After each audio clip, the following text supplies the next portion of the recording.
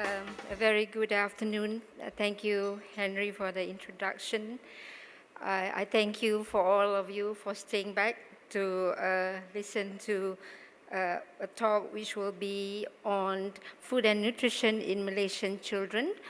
I know this whole half of the morning and in the afternoon we were listening to the kids and the fit studies from countries China, Philippines, Mexico, and also the USA. And I thank the organizer for inviting me and also for giving me the opportunity to share some results that we have regarding food and nutrition intake among primary school children. Firstly, Malaysia, well, we are in the ASEAN region.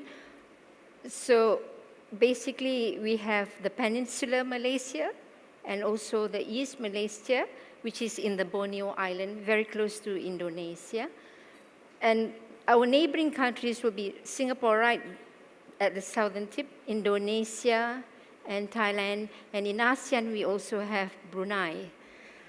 I am from Kuala Lumpur, and it is about 4 hours flight to Manila.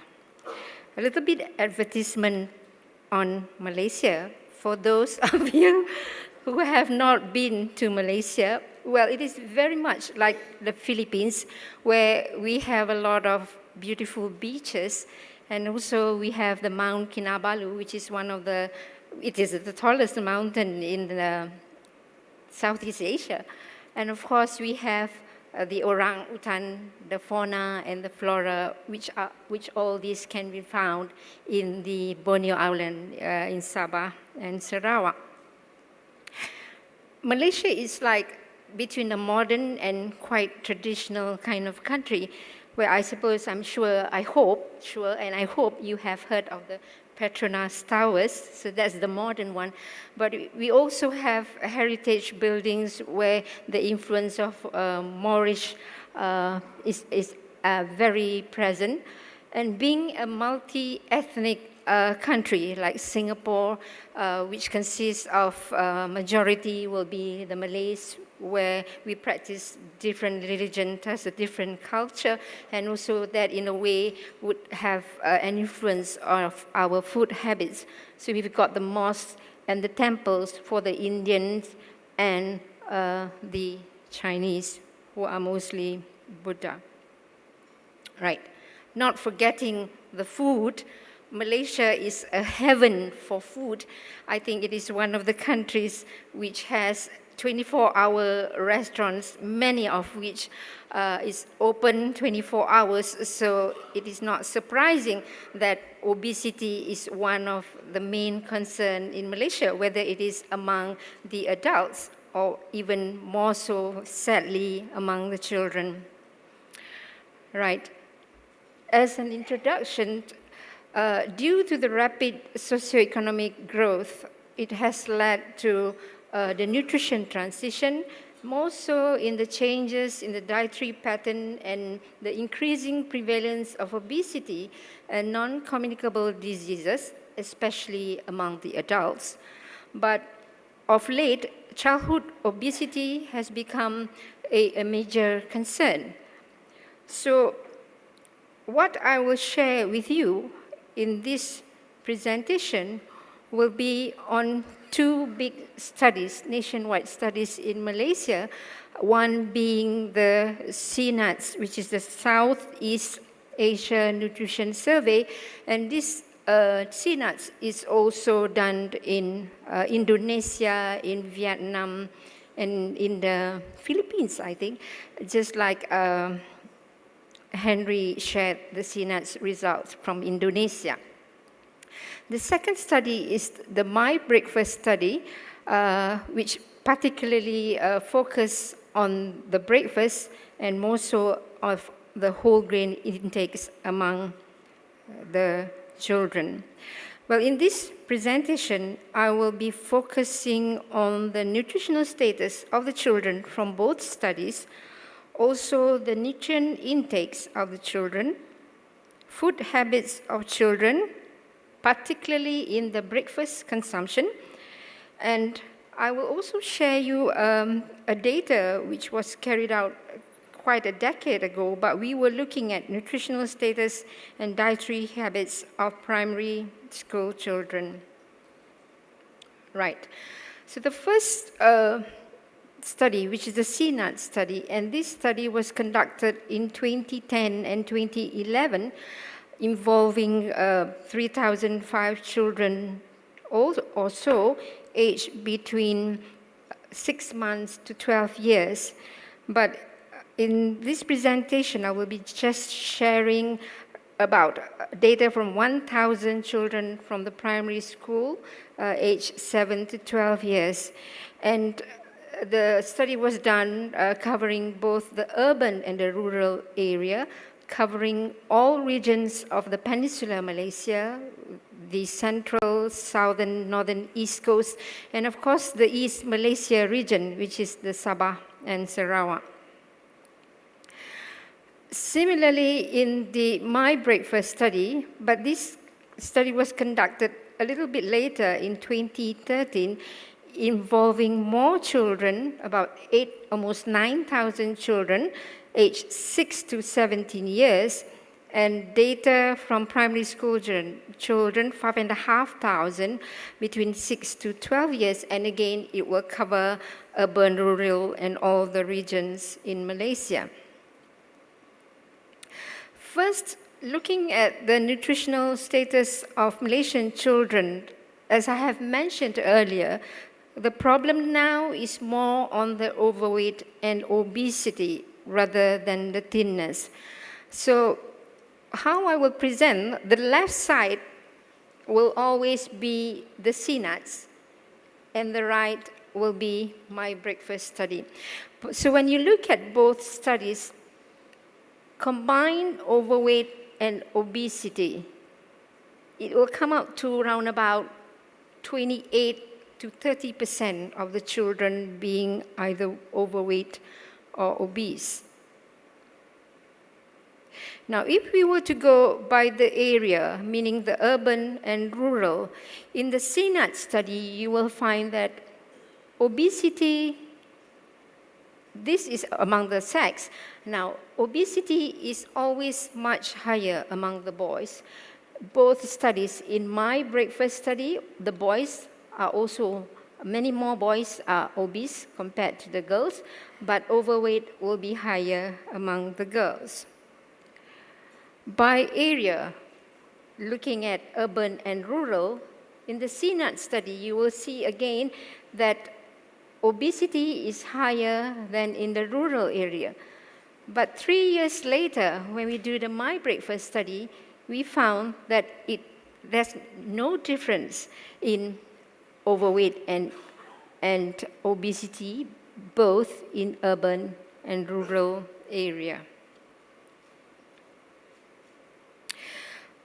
We did also the nutrient intake and the energy intake by 24-hour recall, and we found that basically the mean energy intake in the SEANUTS study will be around about 2,000 calories per day, whether they are from the urban or the rural children. In the MyBreakfast study, the energy intake slightly lower, but again, there are not much difference between the urban and rural area. But what we found, when we look at the prevalence of children not meeting the RNI for some selected macro and micronutrients, this is almost similar that's found in Philippines and in the China study, where you see 67% of the children in SEANUTS study and in MyBreakfast study, 60% did not meet the recommended nutrient intake for calcium.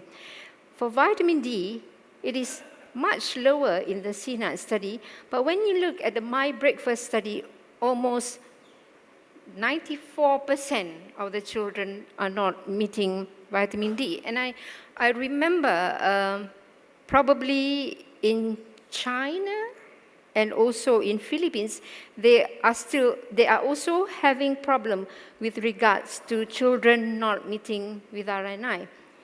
And this is quite surprising having this kind of results, because like the Philippines, Malaysia is 24 hours, 365 days of the year, where we have summer, you want to call it, all year round. So it is quite surprising when we see that vitamin D intake is a big problem in Malaysia. But we also know that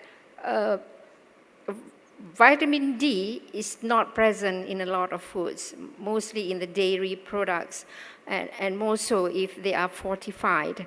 But we are hoping, and we are also surprised that how come with a lot of sunlight we are still lacking. We also did some physical activity data in Malaysia, and we found the children are just not being physically active, hence they are mostly indoors and not outdoors. So that could be one reason. And being low in calcium and also vitamin D, like I asked our colleagues in China and Philippines, whether milk consumption habit is something which is good, normal. That is something very abnormal in Malaysia, and I can show you, I will share you the data later. So if we look by sex, again, you don't see any difference. It's always the calcium and the vitamin D for SEANUTS study, but you will also see that 40% of boys and 34% of girls are also not meeting the energy intake requirement. In MyBreakfast study, it's slightly different, but now you see that vitamin C is also not meeting the requirement for 1 in 3 of the children, whether they are boys or girls. Now, by area, we always feel that the urban, being where the children there are more coming from the high socioeconomic status compared to those in the rural area. But again, here you see calcium intake is still the problem, but it is higher in the rural area, and it is the same with vitamin D. Again, some surprising results here. We were thinking that among the rural area, the children will be, we would expect that the children to be running outside because they are in more rural area compared to the urban, where they are, the housing where they stay probably is not so safe for going out compared to the rural, where they can run around around the fields or the village. Right, this is by urban and rural in the MyBreakfast study. Like I said, still very high, the vitamin D and the calcium. Right, so another thing that we looked out in both studies, we were looking at the breakfast consumption among the children, but the definition for both studies slightly differ. Like in MyBreakfast study, we define breakfast as the first eating occasion until 10 in the morning on weekdays and 11 in the morning at weekends, while the breakfast skippers would be children who ate breakfast 0 to 2 days per week, and irregular breakfast eating 3 to 4 days a week, and regular breakfast eaters will be those who have breakfast 5 to 7 days a week. For the SEANUTS study, they just used one definition, but the timing is the first eating occasion until 10 in the morning.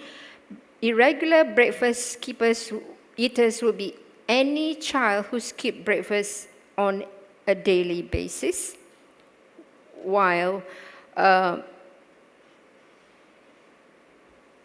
Right, those two definitions. And thus you see, because of the more stringent definition, you will see that in the SEANUTS study, you will find that breakfast eaters will make only about 67% of the children, while the irregular breakfast eaters about 33%.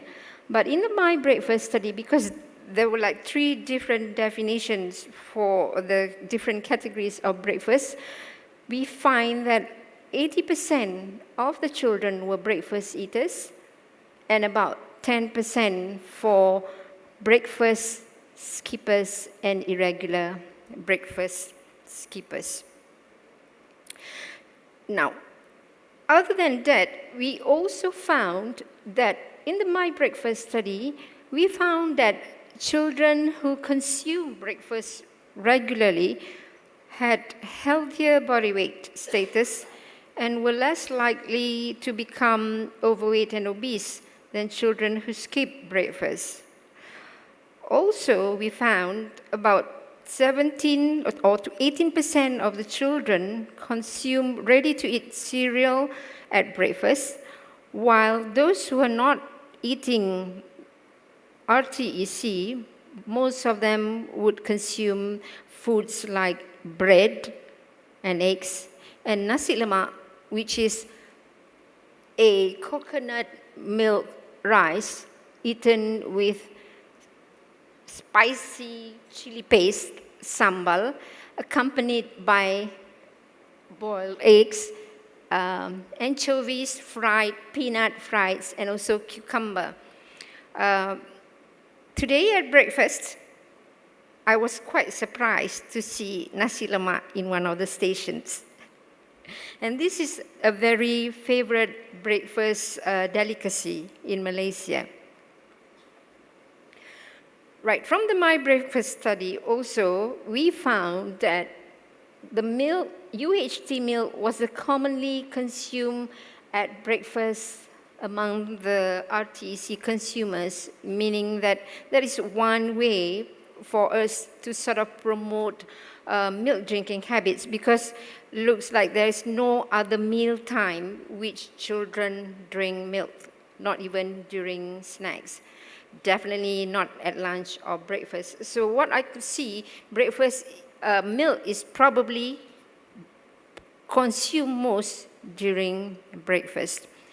Now, other than that, we found that the RTEC was also a major contributor of whole grain in Malaysia, and other than RTEC, other contributor of whole grain would be the hot cereal, the biscuits, and bread. And we only also looked at the amount of whole grain intake among the children. Sadly, we found that only 1% of Malaysian children achieve the Malaysian dietary guidelines for whole grain. What we have, the guideline will be in the cereal group, like we have about 4 to 8 servings of cereals per day, of which the recommendation would say half should be whole grain. Now, this is the Malaysian food pyramid, and we only have about 5 food groups, unlike the one that that was shared earlier this afternoon. Like the USA has like more than 15, I think. Also in China, Philippines more like us, 9, and we only have 5. The cereals, the vegetables and fruits. We have the meat group and the milk products, and of course at the top are the fats, oils, sugar, and salt. Now, from the food habits of Malaysian children, in the SEANUTS study, it was found that regular breakfast eaters were also found to have higher intake of calcium, vitamin A, C, and D than irregular breakfast eaters. And among the younger age group, 7 to 9 years, only about 13% and 9.5% met the Malaysian dietary guideline for fruits and vegetables. Now, similarly, among the older children, 10 to 12 years, many more, about 19% and 60% respectively, met the MDG for fruits and vegetables. But what is very frightening, I would say, is the very low percentage of children, both in the 7 to 9 years and also 10 to 12 years, meeting the dietary guideline for milk and dairy products. And this is like 6% in the younger age group and just about 4% in the older age group. Right. Besides these two studies, I would like to share with you a study which we did about 10 years ago in 2008, in which it is a nutritional status and dietary habits of primary school children, where we look at the anthropometry, hence the nutritional status.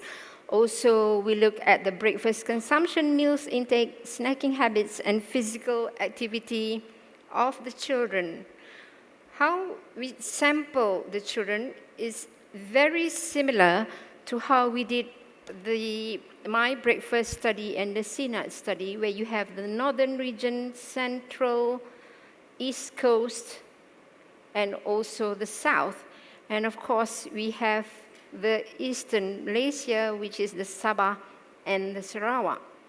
So all in all, in this study, we had about 8,400 subjects, of which almost equal number of girls and boys.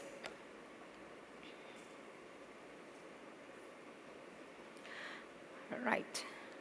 Okay. When you look at this nutritional status result, and this was like 10 years ago compared to those of SEANUTS and MyBreakfast, at that time, overweight and obesity was already around 25%. Like over a period of 10 years, we can see that there is increase of about 5%, a combination of overweight and obese children. By age group, the older the children get, for the 10 to 12 years old, you will see that about 29% are either overweight or obese, compared to about 20% in the younger age group. I was thinking probably this has got to do with the puberty period, where children usually have a higher appetite, especially among the girls, and probably the inhibition of food consumption was not controlled. Now, by area, again, it is slightly higher in the urban, about 26% and 23% in the rural. And when we compare with the more recent studies, of course, we see the increase there. Now, the food habits which we studied was looking at the packed meals from home, the food that the children get from school, and the breakfast consumption, lunch and dinner consumption, as well as the snacking. And this was asked using a questionnaire. So when you look at the home meals to school, what the children bring to school, like in Malaysia, we have the canteen operators. So most of the children buy their food from the canteen. But with regards to drink, we found that more children would bring drinks to school, while more children will not bring food to their school. This is because common packed drinks that the children bring will be, thankfully, 60% bring plain water. But I thought how nice it is, it would be 100% plain water. But the other 8% will be bringing cordial, which is mostly will be sugar sweetened beverages with fruit flavor or something like that, and some brought tea and malted drinks. Now, even though there is a small percentage of children, about 25%, who brought food to school, but majority would bring bread compared to fried rice or nasi lemak or white rice with other dishes, simply because bread is the most, it's simplest to prepare. Just grab it and give it to the kids, while the rest would need some pre-preparation before it can be consumed. Now, looking at the breakfast consumption by sex, in that study, we found that about 68% children were consuming breakfast every day, and the rest will be the in-betweens. But you will also see that about 6% of the children consume breakfast only once a week, and sadly about 8.1% do not have breakfast at all. All right, this is almost the same whether they are boys or girls. When we look by area, again, it is quite almost the same, 68 and 70% consuming breakfast every day. But again, the once a week, we still have quite a number of children not having breakfast at all, but it is higher in the urban than the rural area. Now the thing is, in the urban area, mom is in a rush, and children get up a little bit late to school, so many of them never have breakfast, while it is slightly lower in the rural. Now, so these are the most frequently consumed breakfast. I've got 3 columns here because these are among the Malay ethnic, which is the majority in Malaysia, followed by the Indian and the Chinese. And you will see that among the Malays, many would have bread, fried rice, and noodles, the top 3. Indians also bread, fried rice, and noodles, while the Chinese would have noodles, bread, and fried rice. And you see that these top three foods are the same, it's just the order is slightly different. So this sort of tells you, like the Chinese, they are more noodle-consuming ethnic group when compared to Malaysian and Indian. They prefer to eat rice. Right. Now, what are the reasons for consuming breakfast by school years or by sex? So the girls would answer health. More girls would answer health compared to boys. But the second one will be simply because they are hungry, and that would be higher among the boys than the girls. And parents still have the autonomy to tell the kids to eat their breakfast, and very few say they eat because the breakfast is tasty.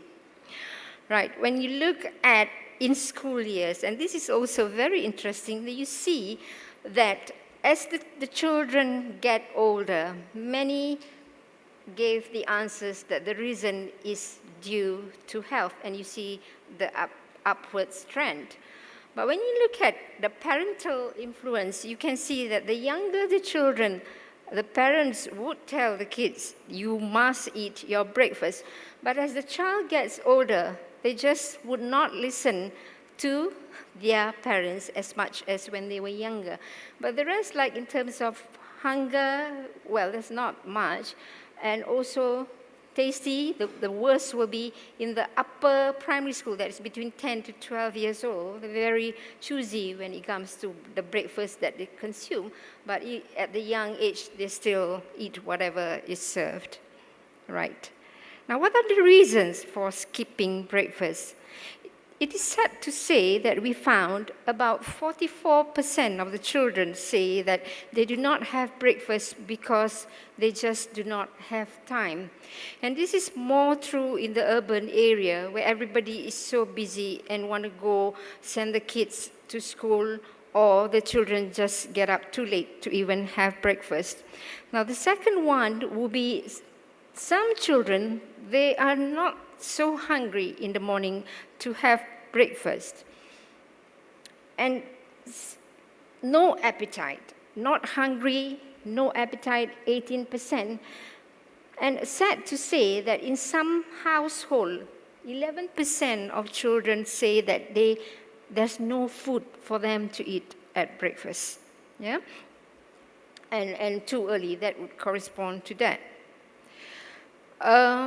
By sex, about the same, no time, not hungry, higher among the boys than the girls, no appetite, higher among the girls than the boys, too early, round about the same, but the girls would slightly higher say that there's no food for them to eat. Now, to the lunch and dinner consumption, I think the most common meal which is skipped has to be the breakfast. Even then, for lunch and dinner consumption, about 78% and 75% of the children eat dinner, and the rest would be the in-betweens. But what type of foods would they consume? Like in Malaysia, we always have mixed dishes. So usually the lunch or the dinner would be probably the same dish, where you have the main will be the rice followed by a meat dish, and the same food will be consumed at dinner time. So at lunch, rice and meat, about 30% for both, rice and meat and vegetables, higher in the lunch, lower in dinner, because usually the mom will just cook in the morning or late morning for lunch, and they will keep it for dinner, and they will have the same thing at dinner. So if the vegetables is gone at lunch, so the children would have no vegetables to eat during dinner. Fried rice is also some common food items eaten, and noodles. Right, snacking. With regards to snacking, this is skipping main meals. 31%, 1 in 3 children skip meals, 1 in 5 skip lunch, about 1 in 4 skip dinner. And snacking, about 40% of children snack every day, and the most will be snacking, the second most will be about 2 to 3 times a week. But there are a group of children who are not snacking at all, about 9% there. What are the foods that they consume during snack? And in Malaysia, many would eat extruded snacks. And this is followed by bread and biscuits and ice cream and all those food items shown here. So, as a conclusion for the whole 3 studies, we find that childhood obesity remains a major concern in Malaysia, not so much the undernutrition, but the overnutrition. And we can see from the more recent studies, on average, the children are consuming about 1,008 to 1,000 calories per day, and majority of them achieve the RNI for energy and protein, but we do see the common nutrients of concern, as in China and in Philippines, where many children were deficient in calcium and vitamin D, and maybe 1 in 3 will be deficient in vitamin C. Now, although a majority of the children consume breakfast regularly, there was still about 1 in 5 who skip their breakfast in the more recent study. food groups which were not meeting the MDG were, of course, the milk and the fruits and vegetables. And I thought this very much tally with the nutrients of concern, where we know that majority of children are not meeting the Malaysian dietary guideline for milk and fruits and vegetables. So you see the nutrients of concern where calcium, vitamin D, and also vitamin C appearing as inadequate. Milk and dairy products, as well as fruit and vegetables consumption, were not habitually eaten daily. Hence, only 1 in 20 children met MDG for milk, while 1 in 10 achieved the Malaysian dietary guideline for fruits and vegetables. Now, while the lack of calcium and vitamin D in the diet, the habit of milk and dairy products consumption should still be inculcated at breakfast. Now, in Malaysia, we do have the supplementary milk program, and also in primary schools. And for some, they give a discount for the children. But lately, they are giving to everybody as well. Now, similarly with fruits and vegetables intake, it can be improved at meal times, particularly during lunch and dinner, as healthy snacks. Now, vegetables is always consumed during lunch and dinner, but fruit, it is not something that we consume at breakfast and not as snacks as well. So that's where between vegetables and fruits are always the one which is more of a problem. Now, comparing the nutritional status with a nationwide study carried out a decade ago, we see that the prevalence of obesity is on the rise, from 25% to 30%. Breakfast consumption appeared to have improved slightly, with 3 in 10 then to 1 in 5 now skipping their breakfast. And the most preferred breakfast choice remains similar, whether then or now, which is bread, the nasi lemak, and the fried rice. These are my references. Well, a lot of people are involved in both of these studies. The SEANUTS will be among my colleagues in the University Kebangsaan, while the MyBreakfast study was done by the Nutrition Society of Malaysia, where the researchers came from the many lecturers from the different regions of Malaysia. With that, I thank you. Terima kasih. Thank you for listening. And I'll try to answer any questions posed to me.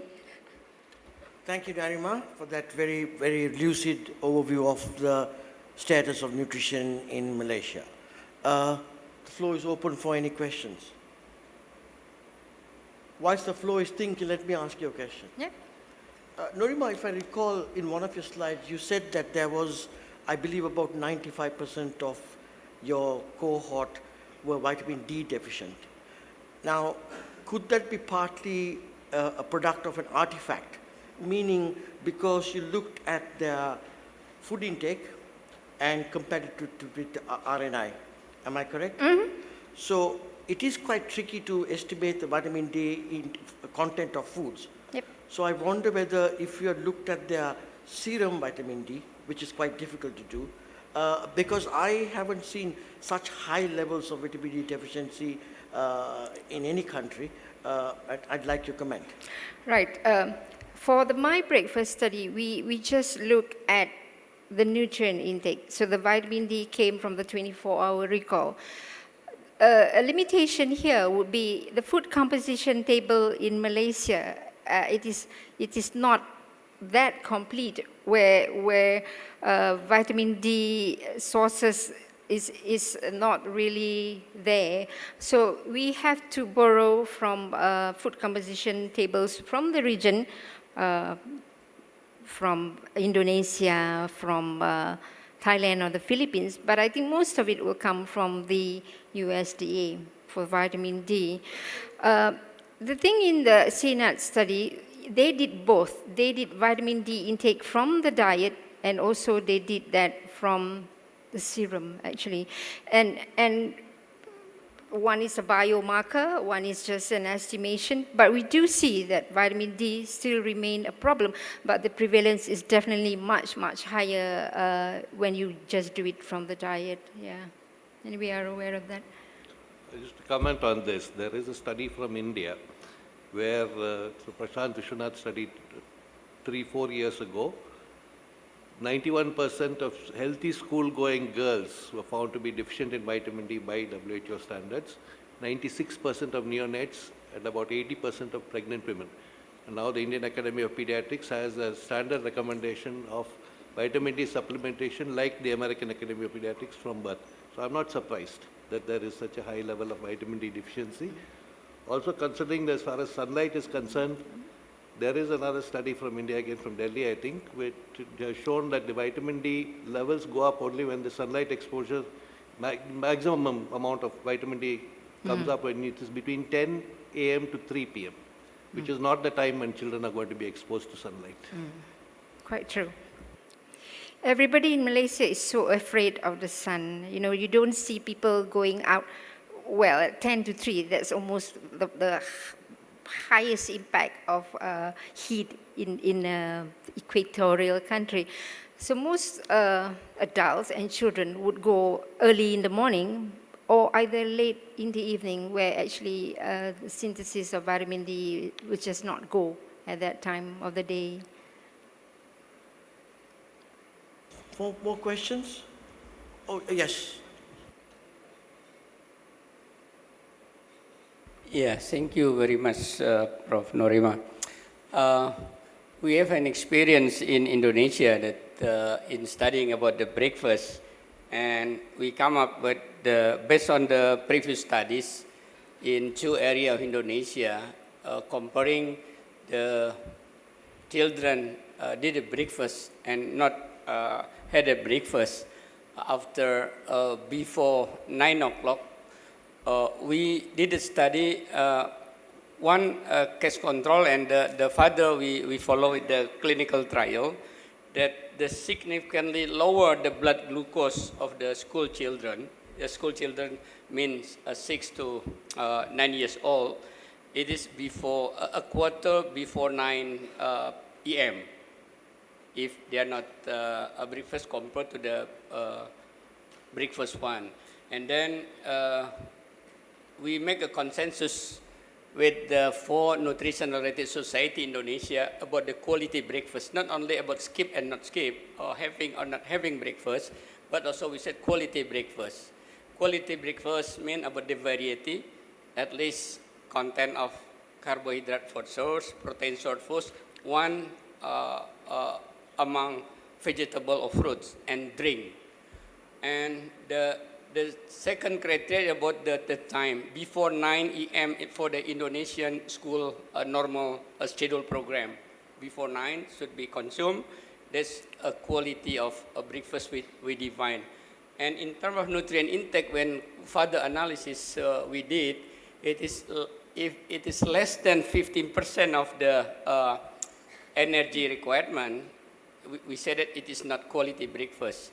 But if it is between 15 to 30%, based on our median, and then approximately about 75 percentile, that's less than 50% of the nutrient requirement, we say that it is not a quality breakfast. This is the Indonesian experience, just to inform in this conference. And the other one that I would like to ask, any evidence in Malaysia that the higher deficiency on the calcium had support by the clinical study or biomarkers or bone mass density, that also the more likely they are suffering from less bone density, for instance? Thank you. Well, we did not do that in the SEANUTS study would be the one if that were to happen, because we look at the vitamin D from the serum, but we have not done measurement for the same kids to associate vitamin D deficiency and calcium deficiency with their bone density. we did not do that. Probably that is something that we should look at and see. Probably that would have an effect, even though this is just a cross-sectional study. Just to add to that, as we speak, there's a study being conducted in Malaysia to precisely look at calcium intake, calcium absorption, and bone density with our buddy Connie Weaver.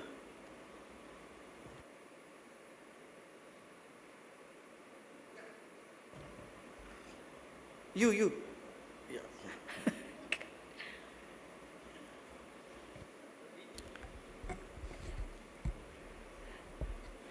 Thank you. I think it's a nice presentation. You mentioned in your study the macro and micronutrient intake not achieve the requirement, is it? Yeah. Yeah. For but some. you also mentioned the prevalence of obesity is quite high. Yeah. Is there any correlation with to? Well, I think I showed in one of the slides that in the MyBreakfast study that we look at children who consume breakfast, they had more normal body weight status, right? But like I said, it is a cross-sectional study. We can only look at the association, but not the cause and effect. So, like if obesity is higher among the children, when you look at the energy intake, it is about 1,008 to 1,009, which is higher than the RNI for this age group, or about the same. But there are still some, about 1 in 3 children, who are not consuming energy intake meeting the RNI. On the other side, which I did not show the data, that Malaysian children are basically very sedentary lot. And that could be one of the reasons that why overweight and obesity is high.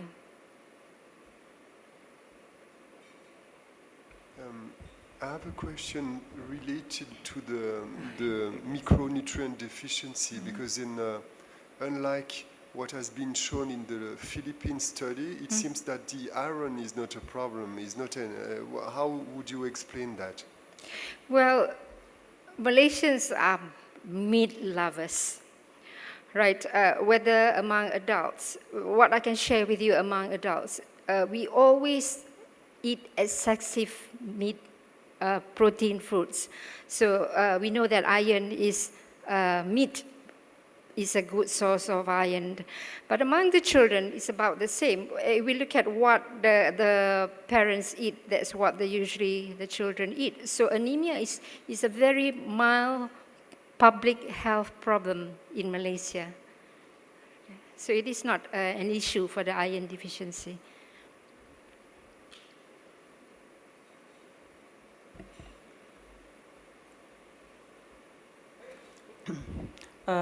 Nomirah, thank you for showing data from Malaysia. I'm also a fellow Malaysian. From your studies on these deficiencies and excesses in your studies that you quoted, it was heartening to note that actually iron deficiency was actually quite low. Mm. But I'm a practicing pediatrician, so what we are seeing now in our patients' population is that there is an increasing number of women who breastfeed exclusively for good periods of up to a year plus, who practice a very poor sort of weaning complementary diet for their child. And we find that iron deficiency is actually quite common. And they are trying to be as natural as possible, so they try not to get iron-fortified cereals and all that sort of thing. So it's mainly home-cooked stuff and all. Right. So I'm happy to note that in your study, the older child seems to be quite okay with iron status. Mm-hmm. But what happens in the first, let's say, 2 years of life, when it's like the first 1,000 days of development, that the child is iron deficient and it impacts on brain development and so forth, cognitive function and etc. So I just wondered whether, let's say, from a nutrition society perspective, let's say from Malaysia, what type of thing can we suggest as a public health sort of service to our people. Right. Now, thank you, Dr. Koo, my colleague, the other one from Malaysia. Now, the data I'm showing is for the primary school children. When we look at both SEANUTS study and also MyBreakfast study, the prevalence of anemia is really a mild public health issue. But when you look at the complementary age children, meaning from 6 months onwards, and also among pregnant moms, I think the Ministry of Health Malaysia data always show that these are the two vulnerable groups, the 6 to 2 years, and also the pregnant moms, where the anemia is much higher. Ministry of Health, even though I'm not from the Ministry of Health, I am from the University Kebangsaan, but I know Ministry of Health always have prenatal education to the moms, also teaching the moms how to prepare complementary feeding to make sure that all the nutrients that the infant should get, they should get from how the mom prepared. And even for pregnant mom, we know that we have you give supplements almost like from the beginning of pregnancy. So I suppose, but after all these years, pregnancy, anemia in pregnancy remains a problem. So is the anemia among the younger age group, but not so much in those that I'm presenting today.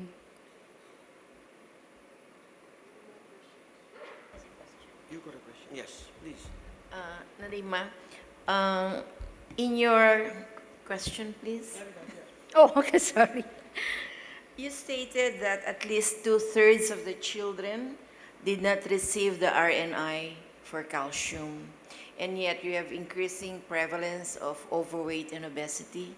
Are there correlation studies done already in Malaysia about calcium intake and adiposity? Not that I know of actually, but from our study we did not do that, because this was more of a cross-sectional study, more interested in looking at what is above the requirement, which is contributing to obesity, but not so in terms of calcium and obesity relationship, not yet. It's just that there's been some work by Babette Zemel from USA for many, many years, that there's an inverse relationship between calcium intake and adiposity. And there is a cocktail available now where you can take a calcium supplement as a part of a weight loss program to actually reduce the levels of adiposity. So that was the reason behind it. Right. Any more questions? If not, thanks again, Norimah, for your part. Thank you for listening.